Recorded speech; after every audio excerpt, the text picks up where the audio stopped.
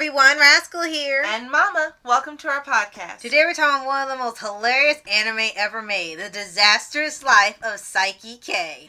Kusuo Saiki, an otherwise normal teenager, has various superpowers, including telepathy and telekinesis, and this should have been cool, but through experience, Saiki comes to realize that having powers while trying to lead an ordinary life is a bad mix. Yeah.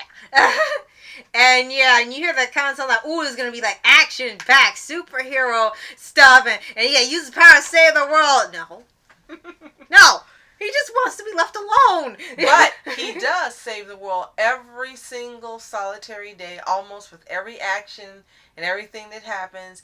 And he's a superhero that no one knows about except for his mom and his dad and his brother. Right. And until a later season, a girl who has psychic powers like him, but she doesn't have the superpowers. Right. But I really, really love this show. I was so glad that you found it. So, and I just was looking at the anime section to see if there's anything new, and I seen that one pop up quite a bit. Like, okay, I'll just try first episode, and I couldn't quit laughing at everything happening at breakneck speed. Every joke was just hilarious, and you had to pause it to get over laughing at that, so you can laugh at the next thing they're gonna throw at you. Because everyone in the show is insane and weird except him. It's like when they have the saying, "I'm surrounded by crazy people." Well, they just made a whole show about that, and Saiki's the only one who's sane. Yada. What's really hilarious too about this show is, well, it's a lot. So okay, there's a lot of hilarious crap from everything, from the writing to the characters, the comedy, the stories, everything. Yes. What I really, really liked is you'd seen it already, and you said, "Well, watch the first episode and see if you like it." And within the first 2 minutes, I was like, "Okay, I love this show." And as you said, it's constant, ongoing hilarity. Now, the first season has an English dub on Netflix, and Saiki K is voiced by Jerry Jewell.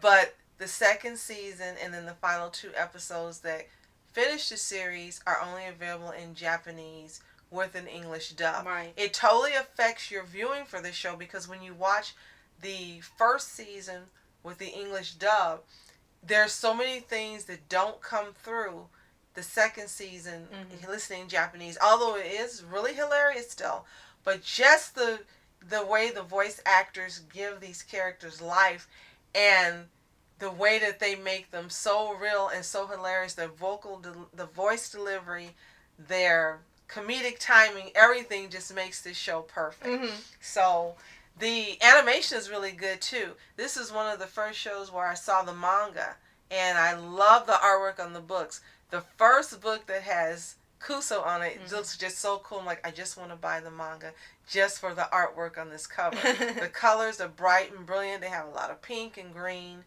but they're really, really vibrant. So we should tell you, if you haven't seen this show, first off, because of all these powers he has every known psychic power to man.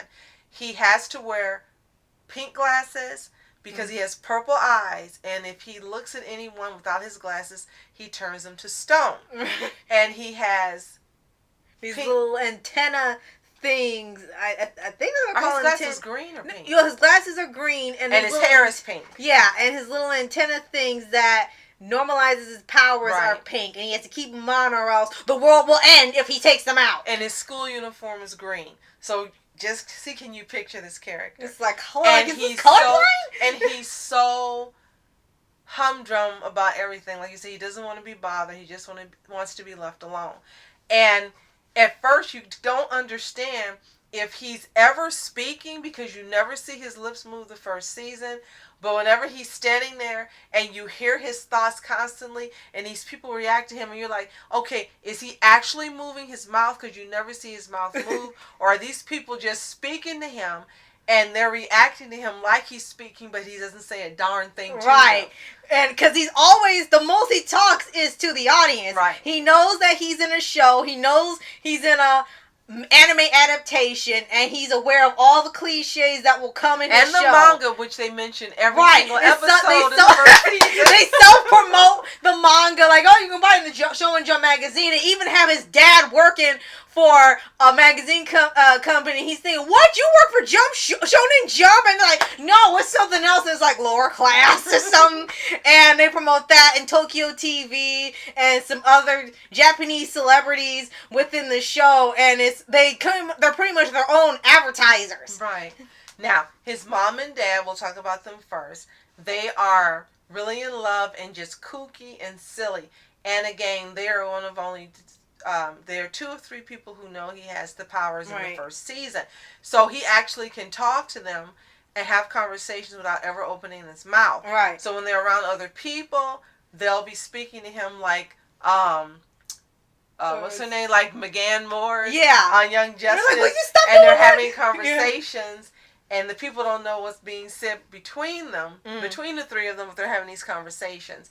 And then the mom wants them to make friends, and she ruins a lot of things because she's like, and they can't hear. And he's like, oh, I'm not going. And she'll say, you better go right now. And he's like, and that's the one of the few times the expression changed to fear. He's like, oh dear. And the next thing you know, he's at the beach. It's like, that's one of the few things that'll make him do something. Either you bribe him with sweets, or his mom gets so pissed where even he is terrified because barely anything scares him. And his dad constantly asks him to use his power. So really silly things like, oh, Kusuo, I'm late for work. Can you get me there? Oh, Kusuo, I want a cup of coffee. Can you get me a cup of coffee? Get it yourself.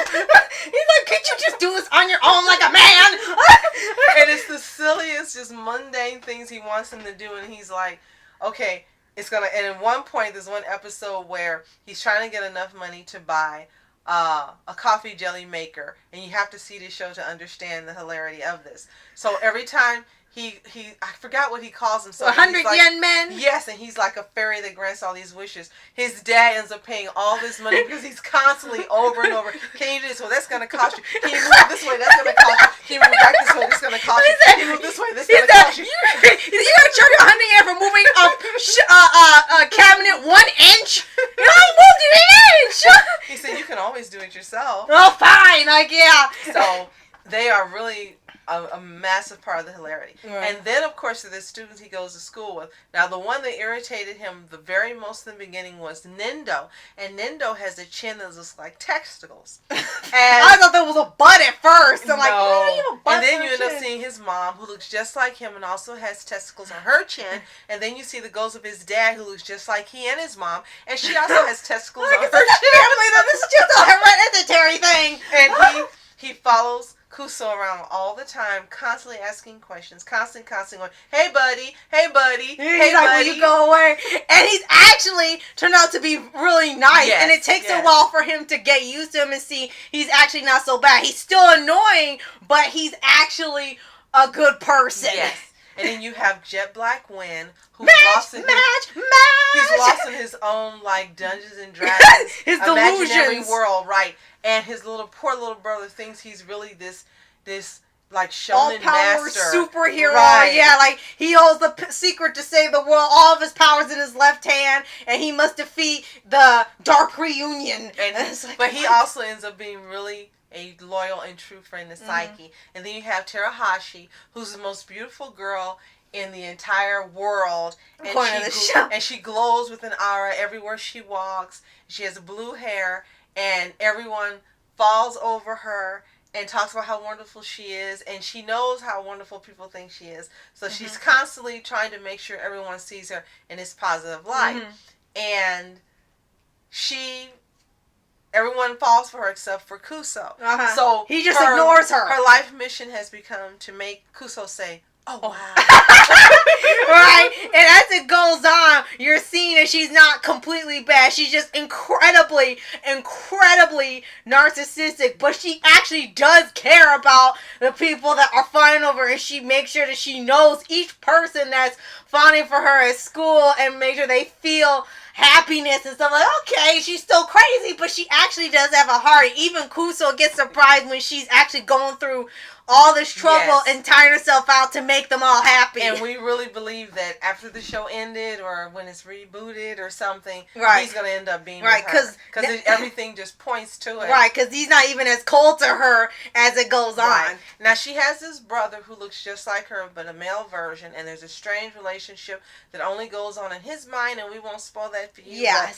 Yeah, this is the only thing about this show that we found weird, Right. but other than that, everything Right. is hilarious. There's just a whole host of characters that continues, and it would take too long to explain them all. As it goes on, you get introduced to more new characters, new events, new scenes, and Kusuo constantly complains when they start doing new stuff. It's like, why do you keep introducing new characters? We already got this many people in one cast. Why do you keep bringing in new ones? Or there will be other people that break the fourth wall and be like, I've really liked Kusuo since the beginning of the anime. Or it's why did you make me gain weight? Were the writers that bored that you had to write in this stupid cliche? And it will constantly berate their own writers if they did something stupid, down to the point of making fun of manga writers. Now, we have to warn you, it's really extremely fast-paced. This is not a show that you can sit and watch and be on your Kindle or your computer or talking to someone else, because you will miss all these little things that go on during the entire episode. And again, it's fast-paced. Even the language, even they speak even quickly. Yeah, it just in both goes English really and fast. Japanese. It just goes so fast that if you turn your head away and You're not gonna pay miss attention, something. you'll miss something, and you'll end up having to repeat and go back and try to see what you missed, and it's not worth it, because you miss all the humor if you don't pay attention. But this is one of the most hilarious animes you will ever see. And you told me it's called a gag anime? Yeah, where it's just constantly jokes. This is one of the best gag anime ever written. They even have one episode because they got letters saying that they talk too much. So they tried one episode where they just said nothing, and it was really somber and relaxed, and you would just see the stuff, and they said, you see why we need to talk? And then another thing I definitely mention is, like I said, besides the self-awareness, and the stuff you see with Saiki's brother, which you'll see later. One thing that brings Kusuo joy more than anything is coffee jelly and every type of sweet. And we're actually going to buy some so we can sit and watch some episodes and try this coffee jelly and see how delicious it is, because he will do anything in the world for coffee jelly. Right. If you think you can just keep bribing me with coffee jelly to do stuff, you're right. And then he'll eat the jelly. They even had one point where he was supposed to leave, and it was this rich kid trying to make him like him. And he said, I'm get this entire... He's like, okay, I'm leaving. And then he said, oh, this entire room was made out of sweets. And he lost his mind and just started going crazy with sugar. That's one of the few times he has emotion. He just started gobbling down that sugar.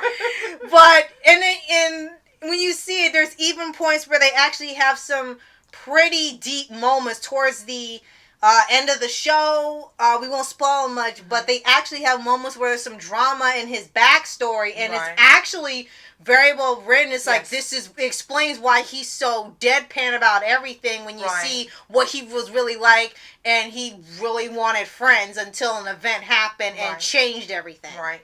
Now, one thing that's really great about the first season is that anybody can watch this, no matter how young.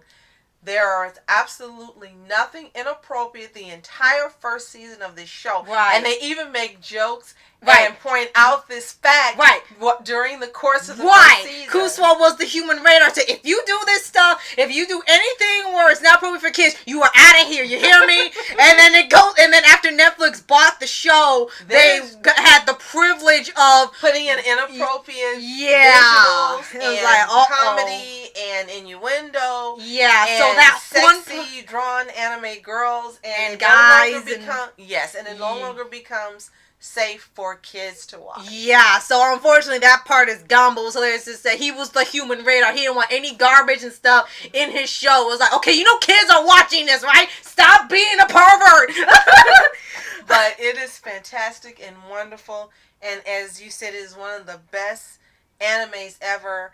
And now I know what gag anime is. I love it, and I would love to see more series like this. But I think just the balance of everything in this, the animation and the balance of the writing, the comedy, as I said, the voice actors, everything makes this show absolutely perfect. Right. The first season of this show It was absolute perfection. There is nothing they could have done better. Right. Or improved upon. The English voice actors were absolutely perfect. And we heard that there's going to be a reboot by Netflix. No, it's actually a sequel series. They're When Netflix got it, they announced, I think either this year or last year, they're bringing back the show for a brand new series because there's a cliffhanger at the end where it kind of suggests that there's still something coming when you thought it was going to be the conclusion. Right. So it's confirmed that, yes, there's going to be a second series as a Netflix original. Now, I really hope. And I really pray, let's just say, I really pray that they don't change the animation. Right. And they don't change what made this show lovable and fantastic in the original series. And we're definitely going to have to check out the live action movie that they made. Yes, which does look fun. So it looks hopefully like it's not like live action Full Metal Alchemist. Yeah, and it looks like they really stuck to the anime itself. Right. From which we've seen in a lot of anime to live action movies just doesn't happen. Yeah. They totally changed what the series was about, but from the trailer we saw for this one, we can't wait to watch it. We're hoping it comes up on Netflix or someone puts it up on YouTube because it's $45 to buy. Right. On Amazon. So if any of you out there have seen this show and love it, let us know in the comments below. If anyone out there has purchased this movie and there's any way you can upload it to YouTube and not get a strike, we'd love for you to do it. Yay! So, thank you so much for watching. I'm Masco Entertainment. And I'm Mom Entertainment. Have a fantastic day. Yada yada. Peace. And reporters sitting flashing lights, trying to walk around, man, who the hell are you? What you wanna do? Well, man, it's on you. Man, it's on you. Hit her in my dreams, she was my queen. A castle in the mountaintops, rivers and streams. Plucking sunlight from the sky in my pocket, give it to you later on in